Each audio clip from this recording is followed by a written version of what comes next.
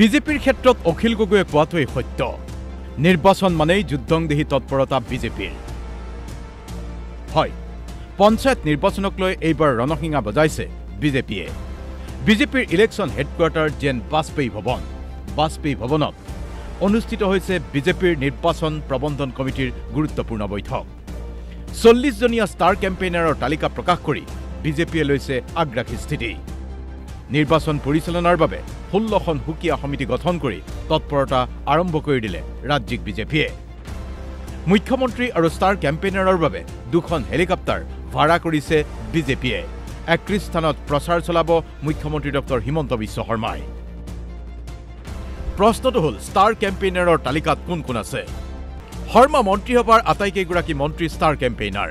তালিকাত আছে 2 কেন্দ্ৰীয় মন্ত্ৰী সোণোৱাল মাৰ্ঘেৰিটা। সাংসদ কামাখ্যা প্ৰসাদ তাছাৰ পৰা ৰামেশ্বৰ তেলীলৈকে ষ্টাৰ কেম্পেইনাৰৰ তালিকাত আছে। তালিকাত আছে কেইবাগৰাকীও বিধায়ক তথা বিজেপিৰ ৰাজ্যিক পৰ্যায়ৰ নেতা। এনে অৱস্থাত বিজেপিৰ নিৰ্বাচনী সমিতিৰ বৈঠকৰ পিছতেই কংগ্ৰেছক টাৰ্গেট বিজেপি নেতৃত্বৰ।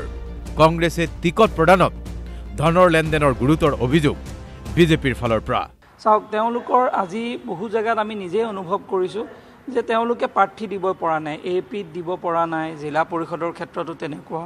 আৰু যিসকলক দিছে আমি দেখিছোঁ যে সমাজৰ লগত গণবিচ্ছিন্ন বহুত ব্যক্তিৰ নাম তেওঁলোকে এনেই মনোনয়ন পত্ৰ এখন দাখিল কৰিব লাগে বুলিয়ে দাখিল কৰা আমাৰ প্ৰত্যক্ষ হৈছে। তেওঁলোকৰ প্ৰাৰ্থী প্ৰত্যাশীসকলে গৈ সংবাদ মাধ্যমৰ সন্মুখত তেওঁলোকে মুকলিভাৱে এগৰাকী দলৰ জ্যেষ্ঠ সাংসদৰ বিষয়ে তেওঁলোকে বক্তব্য দিছে। তাত আৰু কি ক'ব? কিন্তু বিজেপিৰ আজি আমি ইমানকেইখন দিলোঁ, ক'ৰবাত আপোনালোকে কেতিয়াবা শুনিছে নেকি? কোনোবাই কিবা এটা শব্দও ক'ব পাৰিছে নেকি? আনপিনে কংগ্ৰেছক সমালোচনা কৰি বিজেপিৰ নিৰ্বাচনী তৎপৰতাৰ কথা কৈছে বিধায়ক দীপ্লু ৰঞ্জন শৰ্মাই। এনেকুৱা এটা দিশ নাই যিটো দিশত আমাৰ চৰকাৰে কাম কৰা নাই। সেইকাৰণে ৰাইজ আমাৰ লগত আছে, ৰাইজৰ আশীৰ্বাদ আমাৰ লগত আছে। তাৰ বিপৰীতেতো বিৰোধীক আপোনালোকেও দেখিছে বিৰোধীৰ অৱস্থা কি। কিন্তু তথাপিতো ৰাইজৰ মই এটা ভাবোঁ যে সুস্থ এটা গণতান্ত্ৰিক প্ৰক্ৰিয়াত প্ৰতিদ্বন্দ্বিতা হ'ব লাগে। কিন্তু আপোনালোকে চাওক, হয়তো অসমৰ সকলো সৰ্বকালৰ অভিলেখ ভংগ কৰি এইবাৰ পঞ্চায়ত নিৰ্বাচনত ভাৰতীয় জনতা পাৰ্টি আৰু মিত্ৰজোঁটে আমি এবাৰ সফলতা লাভ কৰিম। মুঠতে বিজেপি সাজু হৈছে। অখিল গগৈয়ে এটা সময়ত কৈছিল যিকোনো নিৰ্বাচনকেই বিজেপিয়ে গুৰুত্ব সহকাৰে গ্ৰহণ কৰে। পঞ্চায়ত নিৰ্বাচনেই তাৰ প্ৰমাণ।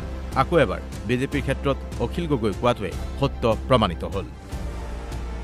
সামগ্ৰীৰ পৰা হেমন্ত শইকীয়াৰ সহযোগত গুৱাহাটীৰ পৰা দিব্যজ্যোতি কলিতাৰ ৰিপৰ্ট DY 365।